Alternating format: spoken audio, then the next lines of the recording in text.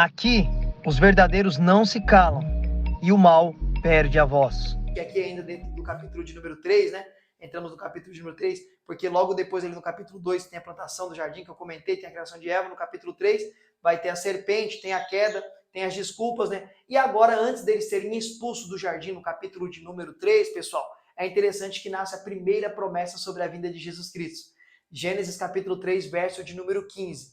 E mulher com muitas dores terá os seus filhos, e do fruto da mulher nascerá um que esmagará a cabeça do serpente, porém ela lhe ferirá o calcanhar. Esse é um texto muito complexo de se interpretar. Por quê? Sabemos que do fruto da mulher ali que Deus está falando é Jesus. Mas qual o momento que a serpente ali, que é Satanás, mordeu o calcanhar de Jesus? Você não lê nos evangelhos Jesus Cristo sendo mordido no calcanhar por uma serpente, certo? Isso não acontece na Bíblia. Então o que seria esse morder o calcanhar? Tem duas possibilidades que eu vou trazer para vocês aqui agora. A primeira possibilidade seria que esse morder o calcanhar seria o sofrimento de Jesus Cristo no dia da crucificação. Todo aquele sofrimento, espancamento, a perseguição, ser cuspido, humilhado, ultrajado, seria isso morder o calcanhar. Alguns teólogos pensam, já que literalmente uma cobra não foi lá morder Jesus. A segunda possibilidade seria, seria a perseguição do povo de Deus desde o primeiro salvo, né, que é Abel, até o último cristão a ser perseguido e morto. Por quê? Porque Cristo, ele é a cabeça da igreja, certo? Paulo vai falar no Novo Testamento, né, ele vai fazer uma comparação entre um corpo e a igreja, né? Que todo membro do corpo é importantíssimo, né? Você sem um dedinho, você não é completo, tá faltando alguma coisa. Por menor que seja o seu dedinho, ele faz jus ao seu corpo, ele faz necessário no seu corpo. Você sem ele, você está incompleto. É o que Paulo vai fazer ali, uma comparação entre a igreja e o corpo do ser humano. E ele diz que nesse corpo, o apóstolo Paulo, Cristo ele é o cabeça. E nós fazemos parte dos membros do corpo.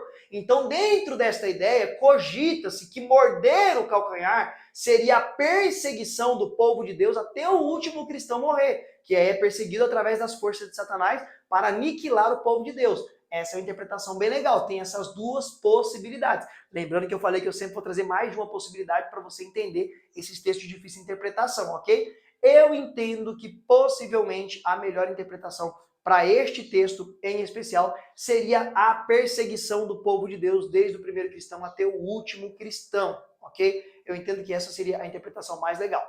Agora, então, Deus vai expulsá-los do jardim, eles são expulsos do jardim aí, dentro do capítulo de número 3, e Deus coloca querubins ali, né, para fechar o jardim e ninguém entrar.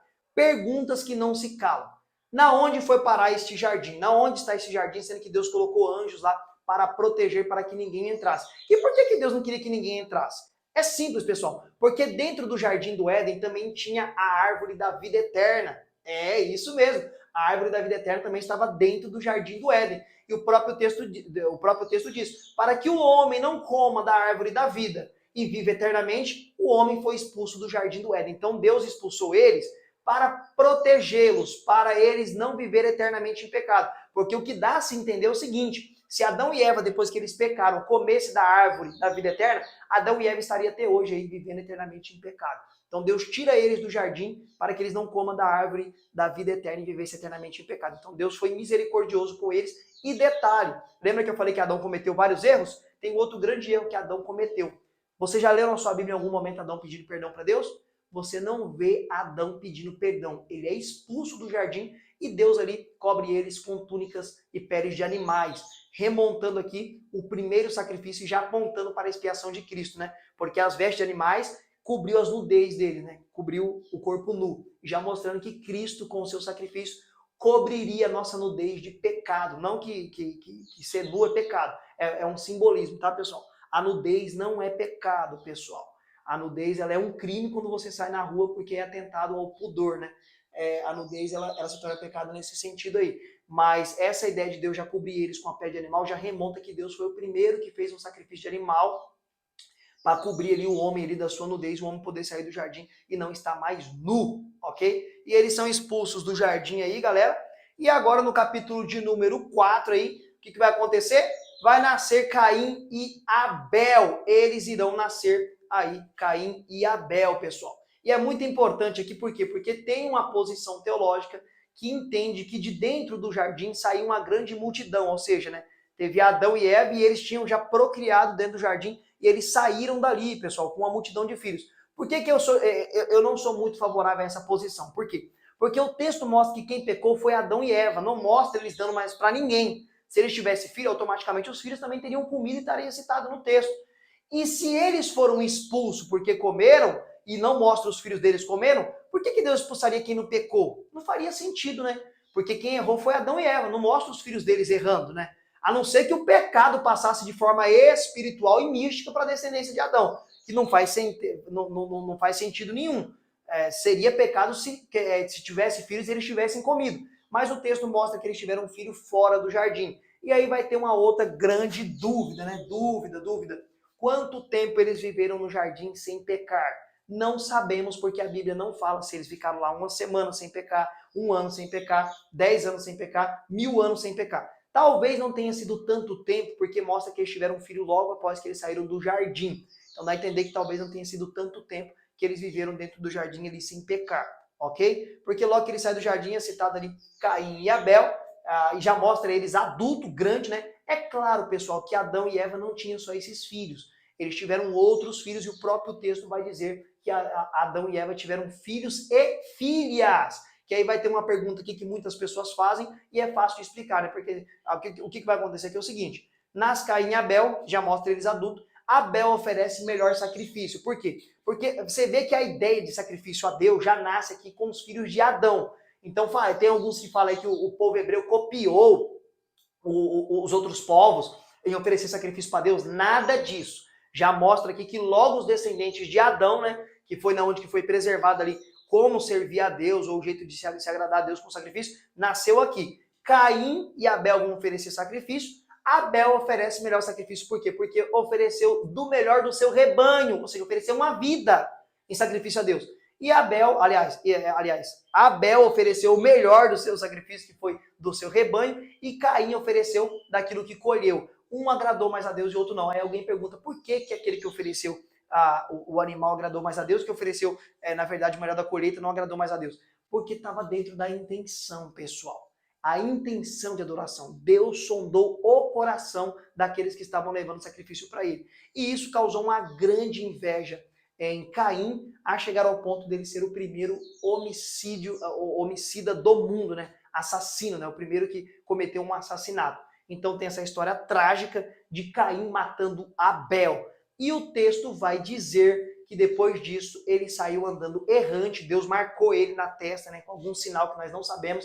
Tem alguns que dizem aí que marcou ele com a cor da pele negra. Pessoal, isso não é o que o texto diz, que acha até meio bizarro pensar isso daqui, entendeu? Que aí estaria falando que ser negro seria uma maldição, né? Porque Deus colocou uma maldição sobre Caim. Quem matar Caim sofrerá muitas vezes mais, 7 vezes mais, muitas outras vezes mais. Não sabemos que marca que é essa. Quando a Bíblia se cala, nós também nos calamos, tá bom? E aí a grande dúvida é o seguinte: Caim saiu andando de forma errante, né? E achou uma mulher e casou com ela. É aí que as pessoas falam, tá vendo aí? Não tinha só Adão e Eva no jardim, não, tinha uma multidão. Na verdade, pessoal, o próprio texto vai dizer que Adão e Eva tiveram filhos e filhas. Então aqui no começo realmente era através do incesto. Era irmão com irmão, era tio com sobrinha, era sobrinha com tio. Foi assim que foi o começo da humanidade. Não temos como indagar por que Deus fez assim, Deus o quis fazer assim, e nós temos que aceitar porque é aquilo que está na Escritura, e nós cremos que a Escritura é divinamente inspirada por Deus, ok? Já no capítulo de número 5, galera, vai entrar aí a genealogia de Adão até Noé.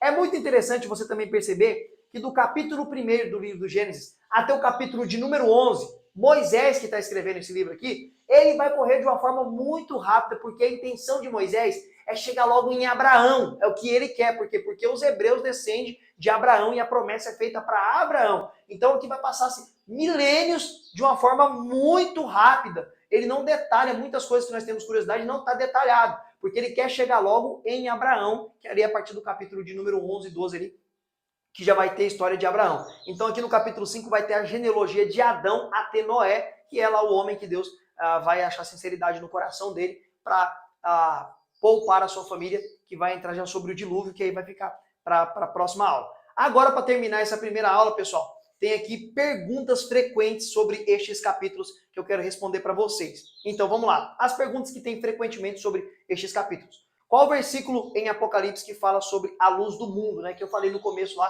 que tem a ideia de que provavelmente seria Deus que estaria iluminando, clareando o mundo. Isso está em Apocalipse, capítulo de número 22, na nova cidade. Lá aparece Deus iluminando ela como o sol, né? Como o sol. Outra pergunta frequente. Se Deus descansou no sétimo dia, então temos que descansar no sábado? O sétimo dia que seria o sábado. Por quê? Porque descanso em hebraico significa Shabat, que seria sábado. Mas a melhor interpretação aqui, pessoal, esse sétimo dia, no original, não seria descansar, porque Deus não se cansa. Estaria em atrito com outro texto que diz que Deus não se fadiga e Deus não cansa. Então, esse texto aqui, na verdade, a melhor interpretação seria que Deus cessou de criar. Em 6 dias ele criou, no sétimo ele parou de criar, ele cessou, porque espírito e alma não cansam. E Deus é um espírito, né? Não sabemos como é que é o corpo espiritual, mas Deus ele é um espírito, né? Deus é espírito e pode ser adorado espírito em verdade. É o que diz o apóstolo. Então, na verdade, não é necessário hoje para o cristianismo ter esse dia de descanso. Isso aqui foi ordenado para os hebreus, porque remontavam um dia de descanso para adorar e servir a Deus. O nosso descanso, o Novo Testamento diz que é Cristo. Cristo é o nosso descanso, ele é o nosso Shabat. Nós descansamos nele. Quando eu chegar no Novo Testamento, eu vou falar isso aí de forma mais ampla e mostrar que não é necessário para o cristão hoje guardar o Shabat ou sábado, ok? Outra pergunta frequente. Por que alguns falam que Adão teve outra mulher? Sim, dentro da cultura judaica, tem uma possibilidade que eles entendem que Adão teve uma primeira mulher. E o nome dessa mulher teria sido Lilith. Isso aí é um folclore judaico, pessoal. A Bíblia não ensina isso. Mas dentro do judaísmo eles têm essa ideia. Por quê? Porque tem um texto em Gênesis que quando Deus cria a mulher e entrega para Adão, dentro do hebraico a ideia que dá é o seguinte: esta agora sim, ou esta sim, será osso do meu osso, carne da minha carne, será minha mulher. Ou seja, quer dizer então que por essa expressão, possivelmente, Deus teria dado outra mulher para Adão. Mas não é o que o texto diz, é só uma expressão verbal. Eu creio que não existiu essa outra mulher. E dentro do judaísmo eles falam que ela, na verdade, né, nessa história do judaísmo, fala que Adão mandou ela embora, repudiou ela porque ela não era submissa, não era obediente, não era disjuntora com ele. E aí ela teria se tornado um demônio, e aí os judeus que acreditam nisso fala que ela é o espanto noturno citado por Salmos e também a rainha dos céus citada pelos profetas aí como um demônio, ok? Mas eu não acredito nessa possibilidade que teve outra mulher. Outra pergunta aqui muito frequente sobre estes primeiros capítulos. Fruto proibido era mesmo uma fruta de uma árvore? É até representado aí, né, por maçã. Na maioria dos desenhos ou dos livros aí é maçã. Bom, se a fauna do Jardim do Éden fosse a mesma que é hoje no país que eu falei que é onde possivelmente era o Éden, no Irã ou Iraque ali, era impossível ser maçã, porque a maçã não é dali. Aquela região, na verdade, tem muito figo, tâmara, uva, né, que dá muito certo ali naqueles lugares, né, algum naqueles lugares. Mas não sabemos, pessoal, não sabemos ao certo qual era o tipo de fruto, nem sabemos se existimos ainda esse tipo de fruta até nos dias de hoje. Então não tem como responder isso daqui de forma bíblica, porque a Bíblia não diz que fruto que era esse, ok? Outra pergunta muito frequente. Deus fez o homem à imagem, somos parecidos com Deus? Essa aqui é muito legal. Quando Deus diz ali, façamos o homem à nossa imagem conforme a nossa própria semelhança, isso aqui pode te trazer muito espanto. Na verdade, quando Deus diz isso, isso não está ligado à semelhança física, pessoal. Porque nós não sabemos como é a feição de Deus. Deus é branco? Deus é negro? Deus é japonês, couro puxado? Chinês, coreano, brasileiro, norte-americano? Não! Deus tem um cabelo liso, enrolado, crespo, loiro, vermelho? Não, pessoal. Não é neste sentido que nós somos imagem e semelhança de Deus, pessoal. Não é nisso. A ideia de imagem e semelhança de Deus, isso está ligado no atributo moral de Deus. Ou seja, nós somos parecidos com aquilo que é o ser de Deus. Vou te dar uma explicação mais ampla. Se nós pensarmos que Deus tem uma estrutura física como a nossa, nós vamos cair num erro terrível. Por quê? Deus não pode ter uma caixa torácica como a minha e dentro um músculo chamado coração bombeando sangue para o seu corpo. Não, pessoal. Isso não é Deus. O próprio texto do apóstolo diz que Deus é espírito e importa que seja adorado em espírito e em verdade. E o espírito não tem um corpinho como o nosso, pessoal. Deus se revestia de carne quando ele via como homem, que nós chamamos de teofania, que você vai ver muita aparição disso no Velho Testamento. Mas no seu ser, ele não é como nós, pessoal. Eu vou te mostrando que Deus é semelhante, que nós somos semelhantes a Deus. Exemplo. Deus ele é governante, sim ou não? Ele governa todo o universo. Quando Deus cria o homem, ele manda o homem governar sobre todos os animais da terra e sobre todo o sistema da terra. Nisso o homem é a imagem e semelhança de Deus. O homem governa sobre todos os animais, porque nós somos seres racionais. Exemplo também, Deus, ele se ira, não fica irado? Ele se ira. A ira dele dura um momento, a sua misericórdia dura para sempre. Você pode se irar ou não? Você também se ira, você fica bravo, você fica nervoso. Nisso você é imagem e semelhança de Deus, nesses atributos morais.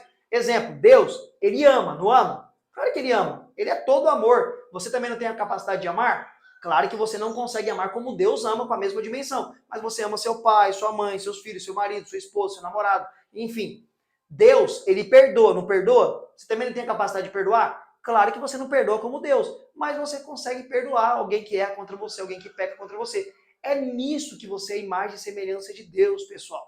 É nesses sentidos, dos atributos morais, ok? Galera, bom, eu espero que você tenha gostado muito. Eu espero que em todas as aulas você esteja com o seu caderno e com a sua caneta e com a sua Bíblia aberta para você ir conferindo e fazendo as suas anotações, ok?